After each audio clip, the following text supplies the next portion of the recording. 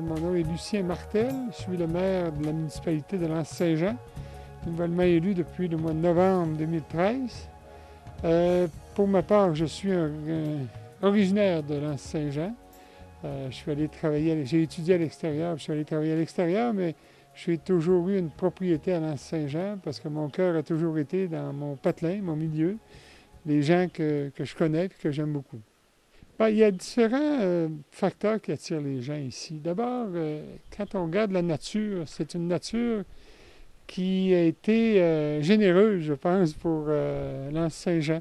On parle beaucoup du fjord à la montagne, mais on a le fjord, un accès sur le fjord qui est assez particulier. Et il faut dire qu'évidemment, le tourisme, c'est vraiment une industrie économique importante pour L'Anse-Saint-Jean. Puis pour nous, bien évidemment, c'est de mettre beaucoup d'efforts pour que ça continue à se développer, cette industrie-là. L'Anse-Saint-Jean, c'est une découverte à tous les niveaux. Au niveau gastronomie, au niveau hébergement, au niveau activité physique, au niveau détente, à tous les niveaux, c'est une découverte. Le moteur économique, c'est la station touristique Mont-Édouard. L'Anse-Saint-Jean s'est développé grandement depuis 20 ans, depuis que le Mont-Édouard existe. Et là, on est rendu à une étape où on doit mettre à niveau, rénover le Mont-Édouard. Alors, se sont greffés autour du Mont-Édouard de nombreuses activités touristiques, de nombreuses entreprises touristiques qui sont venues s'installer ici à L'Anse-Saint-Jean. Alors, parlons de la station touristique Mont-Édouard. Parlons également du fjord. Le fjord, c'est un attrait touristique en soi. Et on voit que tout tourne autour du quai, des bateaux de croisière, la navette maritime, la navette terrestre, qui amène les visiteurs ailleurs jusqu'au Mont-Édouard. On l'a mentionné cet après-midi. Alors, c'est vraiment cette cohésion, cette collaboration, cette coopération-là se crée au sein du comité touristique.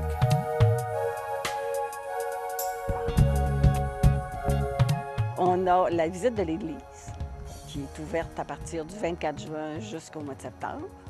On a la visite, on va parler culture en premier, OK? La visite du pont couvert qui a c'est comme une galerie d'art dans le pont couvert. Il y a des peintres locaux du Bas-Saguenay qui ont fait des toiles qui sont exposées là. Fait que les gens peuvent, c'est vraiment magnifique, ça vaut la peine de faire le détour. Il y a une exposition ici dans la salle des Chalets sur le fjord. Il y a une 10 ou 12 artistes de la place qui exposent des toiles. Il y a les croisières sur le fjord, il y a Fjord en kayak, il y a le voile Mercator qui donne des cours de voile. Ensuite, il y a la pêche au saumon, la pêche à la truite. Il y a les boutiques, on peut magasiner. Il y a les Rebelles des Bois qui sont ouverts tous les jours, le coquillard juste ici. Et il y a aussi une chocolaterie qui ouvre ses portes c'est début juillet. Aussi, on peut faire du buggy, ça s'appelle Horizon Évasion. Ensuite, on peut faire de la randonnée en 4 roues. En voulez-vous, en voilà. C'est intéressant de venir à L'Anse-Saint-Jean. Il y a des activités, puis les gens ne s'ennuient pas. Même au niveau des terrains de camping, par exemple, beaucoup de personnes de l'extérieur souhaiteraient s'établir en année ici à L'Anse-Saint-Jean parce que, justement, il y a un ensemble d'activités qui peut être fait à tous les niveaux là, dans le village. Les Européens, je parle souvent des Européens parce que beaucoup d'Européens, le printemps et l'automne ici à L'Anse-Saint-Jean, les gens, ils sont attirés par la nature, la beauté de la nature, le respect de la nature qu'on retrouve chez nous. Ça n'a pas été brisé, ça n'a pas été détruit. Alors, c'est ce qu'on appelle le patrimoine naturel. Les Européens sont attirés par ça, ils trouvent ça fabuleux, ils trouvent ça merveilleux, et ils viennent passer des semaines ici à se promener à gauche et à droite, faire une croisière, aller en kayak, aller faire la randonnée de la Montagne Blanche. Tout est possible.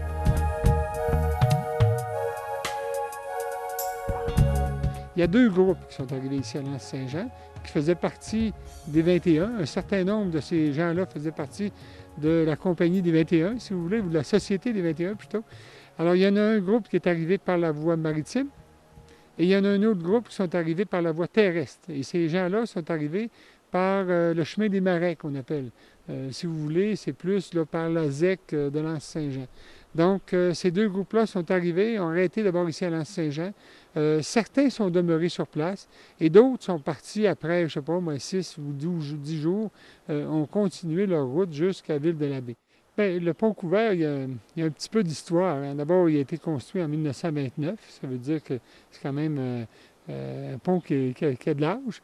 Mais on se rappelle qu'en 1986, le pont avait été emporté par les glaces sur une distance de près de pas loin d'1 kilomètre ou presque. Là, alors, c'est quand même important de le mentionner parce qu'évidemment, à l'époque, ça a été tout un drame de voir un monument comme ça, un monument historique d'importance. Parce que je dis un monument parce qu'on se rappelle, pour ceux qui ont un peu d'histoire de Lens, le pont couvert a été longtemps sur les billets de 1000 $. On a actuellement derrière moi un petit Achille qui a été installé sur place l'an passé. C'était dans le cadre des fêtes du 175e. On avait demandé à des artistes de nous faire des propositions. Et il y a un artiste qui est M. McLean qui, justement, a proposé ce projet-là. Et on a trouvé ça quand même très intéressant, très emballant. Alors, on en a un qui est en place actuellement. Il y en a deux qui ont été dévoilés lors du lancement de la saison touristique cette semaine. Et ces deux petits Achilles, évidemment, vont être situés à des endroits stratégiques. Il y en aura un tout près de l'église et l'autre sera à l'intersection dans la halte routière, juste à l'entrée du village. Monsieur Achille, c'est un ancien professeur. Il enseignait ici à l'école polyvalente et c'est un monsieur qui était riche en histoire. Et il y a à peu près 4 ans, on a fait une carte patrimoniale du village. Puis là, il fallait se trouver comme un thème, on cherchait une image à la carte. Et on a pensé à M. Achille, qui était décédé quelques années avant, ou l'année avant, pas longtemps avant. Puis on s'est servi, c'est sûr qu'on a demandé à la famille si... fait que c'est M. Achille qui est devenu le guide patrimonial du village.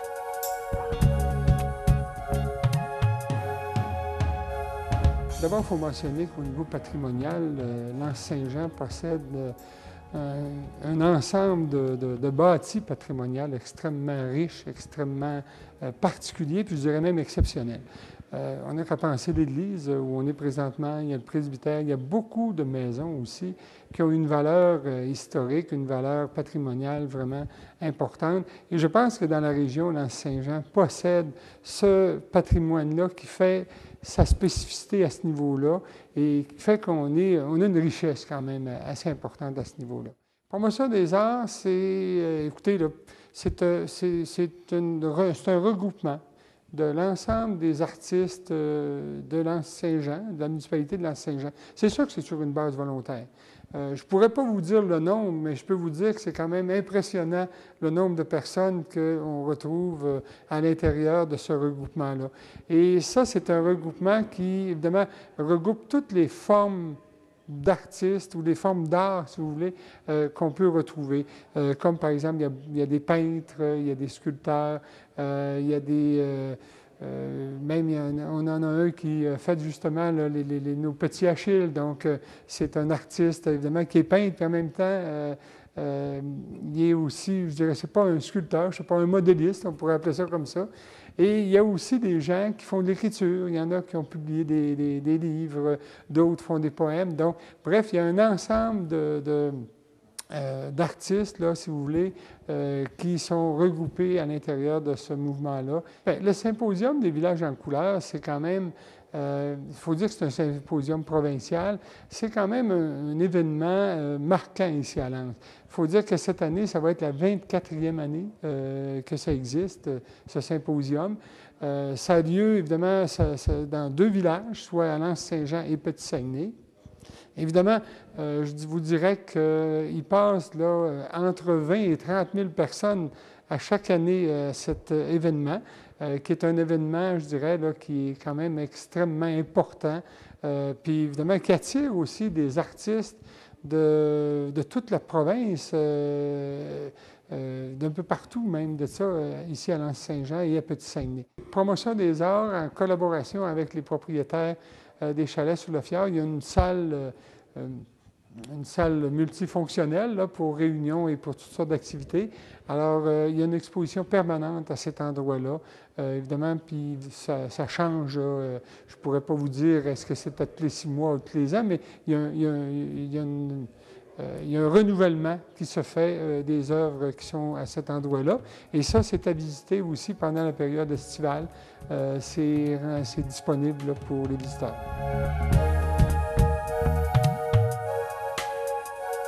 Effectivement, on a beaucoup d'entreprises qui, je dirais, d'année en année, s'ajoutent à l'ensemble des entreprises qui participent, si vous voulez, là, à l'augmentation de l'offre au niveau touristique dans l'Anse-Saint-Jean. Entre autres, vous avez parlé d'une nouvelle chocolaterie qui, justement, ouvre ses portes cette année. Il y a aussi je dirais, des entreprises comme ça qui sont quand même existantes depuis plusieurs années. On parle de Rebelle des Bois, on parle aussi de la pâtisserie Louise, qui est quand même qui a une renommée, je dirais, régionale, mais même au-delà de la région, parce que beaucoup de touristes qui viennent au camping ou qui passent devant arrêtent pour acheter soit du pain ou d'autres produits fabriqués sur place. À titre d'exemple, on est un village de 1231 de population. Il y a 9 restaurants dans différentes catégories. Il y a de nombreuses auberges. Il y a de nombreux attraits touristiques. Alors, il s'est développé un moteur économique autour du tourisme dans ce milieu, dans ce patrimoine naturel.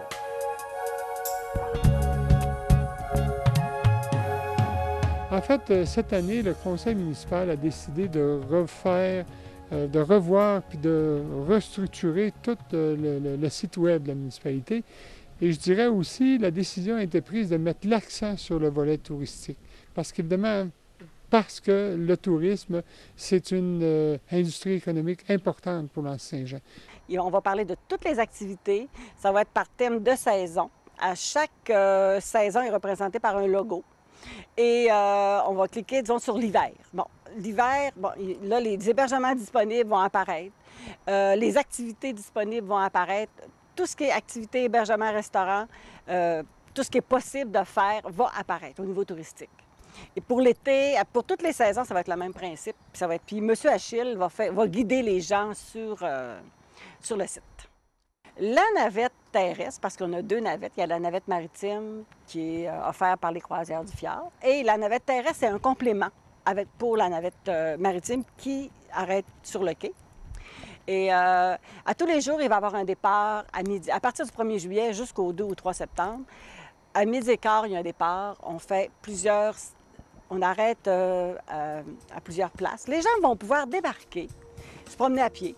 Puis quand la navette va repasser, disons 1 heure plus tard, embarquer dans l'autobus, puis revenir.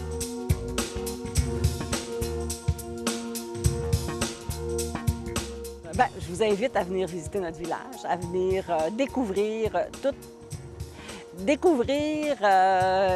tout ce qu'on a à l'Anse-Saint-Jean, parce qu'à chaque fois que vous allez venir, vous allez découvrir quelque chose de nouveau. Venez nous visiter. Venez voir la diversité des activités qu'on vous offre. Je suis convaincu que votre séjour à l'Anse-Saint-Jean saura vous plaire à tout point de vue. Donc, je dis aux gens, c'est intéressant de venir à l'Anse-Saint-Jean. Les gens sont accueillants.